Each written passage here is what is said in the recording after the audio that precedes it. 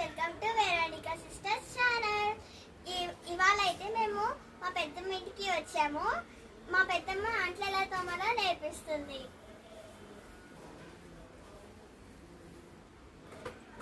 Hi, మీరు కూడా చిన్నప్పటి నుంచి ఎట్లా అంట్లు తోమాలో నేర్చేసుకోండి.